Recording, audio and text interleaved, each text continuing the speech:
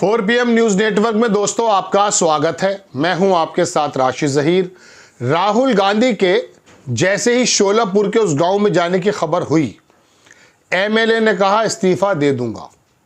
महाराष्ट्र में दूसरे विधायक ने भी कहा इस्तीफा दे दूंगा। यदि आप बैलेट पेपर से मतदान कराते हैं तो इस्तीफा देकर दोबारा से लड़कर आने की कोशिश की जाएगी। राहुल गांधी का वहां जाना और वहां एक ऐसा प्रोटेस्ट चल रहा है दोस्तों जो ईवीएम के खिलाफ है और बैलेट पेपर के पक्ष में है। वाकई में अगर विपक्ष अपनी लड़ाइयों को, अपनी नाक के सवाल को एक तरफ अगर रख दे तो भारत का लोकतंत्र बच सकता है। आपको खबरें दिखाता हूं मैं क्या क्या चल रही हैं दोस्तों। ये देखेंगे आप, अमर उजाला की खबर है कि जनादेश बनाम ईवीएम देश, जनादेश बनाम ईवीएम देश, मार्केटवाड़ी की प्रोटेस्ट मॉक ड्रिल में निहित सवाल। हो क्या रहा है यहाँ? ये मार्केटवाली सोलापुर जिले की जो मालशिरस विधानसभा सीट के अंतर्गत आने वाला आदिवासी बहुल गांव है। मालशिरस अनुसूचित जाति के लिए आरक्षित सीट है। हाल में राज्य में हुए विधानसभा चुनाव से इस सीट पर राष्ट्रीय जो एनसीपी है शरद पवार वाली, उसके उम्मीदवार उत्तम राव जानकर ने जीत हासिल की थी। नतीजों से चौंके मार्केटवाली लोगों ने दावा किया कि उन्होंने तो जानकर को वोट दिए थे। उसके बाद से तमाम चीजें सामने आ गई हैं।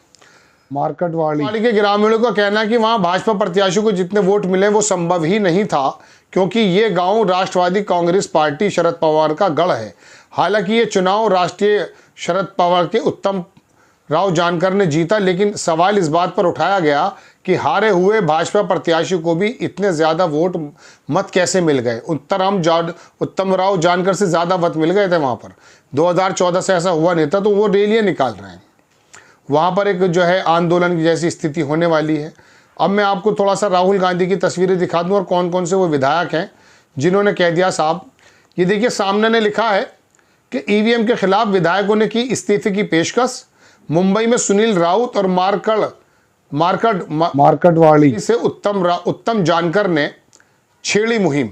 ये दोनों की तस्वीरें भी आपके सामने। ये खबर देख लीजिए, अपोजिशन के जो एमवी एमएलए थे, इनके बारे में मैंने पहले आपको बता दिया था कि वो शपथ लेने से इनकार कर चुके हैं। इंडियन एक्सप्रेस की खबर है। अब खबर ये देखिए कि दोस्तों राहुल गांधी 9 दिसंबर को महाराष्ट्र में ईवीएम विरोधी प्रदर्शन में शामिल हो सकते हैं।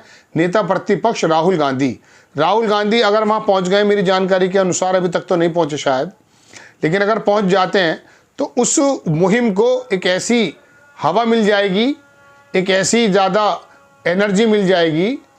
तो दोस्तों राहुल गांधी के सिर्फ जाने भर की खबर ने ही वहाँ के विधायकों को इस बात के लिए प्रेरित कर दिया कि वो इस्तीफा देने लगे जीत करके।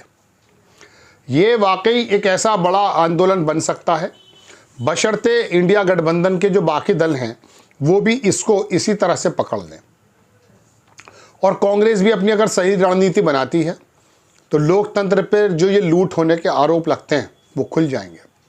अब तो केजरीवाल ने भी बता दिया है कि खाली ईवीएम की मशीन से ही गड़बड़ी नहीं हो रही है। प्री पोल यानी कि मतदान से पहले जो वोटर लिस्ट में जिस प्रकार की गड़बड़ियां, नंबरों को हटाना और बढ़ाना, नामों को घटा देना, एक ख़ास पार्टी के ख़ास वर्ग के लोगों के नामों को हटा देना, और ऐसे मैंने कल एक रिपोर्ट बनाई थी। आप देखिए कि एक आदमी ने 250 वोट कटवाने का फॉर्म भरा है, फॉर्म 7 जिसको बोलते हैं, और उसके अंदर ऐसा भी हुआ है कि बीजेपी के लेटर पैड पर यह संस्तुति करने की मांग की गई है कि नाम काट दिया जाए। अब वो किन लोगों ने ऐसा किया है, चुनाव आयोग के पास पूरा रिकॉर्ड है। बहरहाल दोस्तों बात यह है कि राहुल गांधी अगर तमाम चीज़ों को पीछे छोड़ते हुए जो चल रहा है कि इंडिया गठबंधन में कौन लीड करेगा, कौन बनेगा, कौन नहीं बनेगा, ममता बनर्जी अलग सुर गा रही हैं, तमाम चीज़ें, इन चीज़ों को साइड में करके अगर राहुल गांधी ईवीएम पर और लोकतंत्र की इस लूट के आरोप को अगर सिद्ध करने पर सड़क पर उतर जाते हैं, जैसा कि पहले मल्लिकार्जुन खड़गे साहब ने कहा था कि ईवीएम यात्रा भी निकाली जाएगी, क्योंकि हकीकत में महाराष्ट्र का चुनाव चौंकाने वाला है। देखिए शरद पवार को वोट नहीं मिली, समझ में आ गई बात, लेकिन अजीत पवार को कैसे मिल गई? हैरत की बात है। चलिए ये बात भी समझ में आ सकती है कि शिंदे ने कुछ काम किया था, भले उनको मुख्यमंत्री पद तो नहीं मिला, लेकिन महिलाओं के अकाउंट में पैसे दे दिए, उसने बहुत ड्रास्टिक चेंज ले आए हैं, तो ये शिंदे को मिल गए, लेकिन अजीत पवार का क्या ताल्लुक था। और दूसरी बात, भारतीय जनता पार्टी 148 सीटों पर लड़ी और 132 सीटें जीत ली, 10-12 सीटें कम। बेहतर यह था कि 10-20 पर और, हालांकि उनके सरकार बन गई है, कोई दिक्कत की बात नहीं है, लेकिन वो वहाँ के नगर पालिका के जो चुनाव हैं, 84,000 करोड़ रुपए का बजट है उसको 6 महीने बाद हैं, तो शिंदे को लेना ज़रूरी था, तो मजबूरन उनको लेना पड़ गया है। बहरहाल मैं अपनी बात पर आता हूं कि राहुल गांधी के जाने भर की खबर से ही विधायकों के अंदर इतना जोश आ गया कि जीता हुआ विधायक कहता कि मैं इस्तीफा देने को तैयार हूं। यानी कि कितना कॉन्फिडेंस है उन जीते हुए विधायकों के पास कि उनको मालूम है कि ये जो वोट का वितरण हुआ है, ये जो वोटें आई हैं वो कम आई हैं हमारे पास, अगली बार हम ज़्यादा से जीत लेंगे। लेकिन वहाँ का लोकल प्रशासन, चुनाव आयोग, वहाँ की सरकार क्या कर रही है, हमारा कर्फ्यू लगाई दे रही है। यानी कि 144 का जो नया प्रारूप आया है, लोगों को मुकदमे की धमकी दी जा रही है। तो ऐसे समय में एक देशोन्नति अखबार के हैं, वो बड़े बुजुर्ग पत्रकार हैं, उन्होंने भी एक मुहिम शुरू की। उन्होंने कहा मतदान को छोड़िए, 2 डब्बे रख देते हैं किसी गांव के कस्बे के नुक्कड़ पर, एक में अजीत पवार और शिंदे और जो है फडणवीस की तस्वीर लगा देते हैं, एक में उद्धव ठाकरे वगैरह की, लोग अपनी दे देंगे, रैंडमली पता चल जाएगा। तो चुनाव आयोग के सामने कैसी दुविधा आने वाली है, बशर्ते विपक्ष के नेता अगर सामने आ जाएं। राहुल गांधी इस काम को तो कर रहे हैं, मुझे याद आ जाता चिपको आंदोलन। किसी ज़माने में उत्तराखंड के अंदर चिपको आंदोलन जब चला दोस्तों, तो वो लोग पेड़ से चिपक जाया करते थे।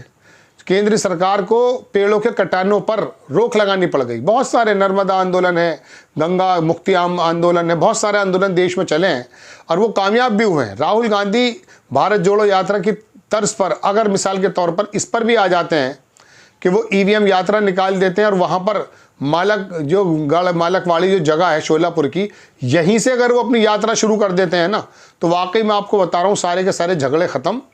इंडिया गठबंधन तो देखिए, पहली बात तो ये है, फेविकोल से जुड़ा हुआ तो था नहीं, अपने अपने अलग अलग पार्टियां हैं। ये जब 2029 का चुनाव आएगा फिर इकट्ठे हो जाएंगे, तो इसमें तो फुटेज खाना ही गलत है। बल्कि मैं एक प्रोग्राम बना दूंगा कि आखिरकार इंडिया गठबंधन को किन के इशारे पर टूटा हुआ बताया जा रहा है। अरे ममता बनर्जी तो पहले भी पक्ष में नहीं थी भाई, केजरीवाल पहले भी बहुत ज़्यादा पक्ष में नहीं था, तो उसमें क्या परेशानी की बात है। जब इकट्ठे होंगे 2029 के चुनाव आएंगे, उस वक्त पता चल जाएगा कौन मोदी के साथ है, कौन आरएसएस की विचारधारा के साथ है और कौन अलग है। तो ये एक चीज़ है, प्रोसेस है, इसमें बिला वजह समय खराब करना गलत है। बल्कि राहुल गांधी अब जो वहाँ जाने की बात चल रही है और वहाँ के लोगों ने इस्तीफे की जो पेशकश की है, लंबी कहानी है, मैंने आपको बता दी कम शब्दों में कि वो वाकई एक ऐसी अंधेरे के अंदर एक ऐसा चिराग सा नज़र आ रहा है कि अगर इस काम को कर लेता है विपक्ष, तो बीजेपी बचाव मुद्रा में आ जाएगी। भारत जोड़ो यात्रा ने उसकी नींदें ख़राब कर दी थी, और अगर ईवीएम यात्रा, बचाओ यात्रा निकल गई मालकवाड़ी से और शोलापुर से और महाराष्ट्र के अंदर से अलग जल गई, तो आप यकीन मानिए चुनाव आयोग भी जैसा भी है, मैं नंगा शब्द तो नहीं कहूँगा, लेकिन खुल करके सामने आ जाएगा। आपको खबर कैसी लगी अपनी राय कमेंट्स बॉक्स में ज़रूर दीजिए। चैनल को सब्सक्राइब कीजिए, शेयर कीजिए। नेक्स्ट टाइम में किसी खबर के साथ हाजिर होता हूँ। जय हिंद।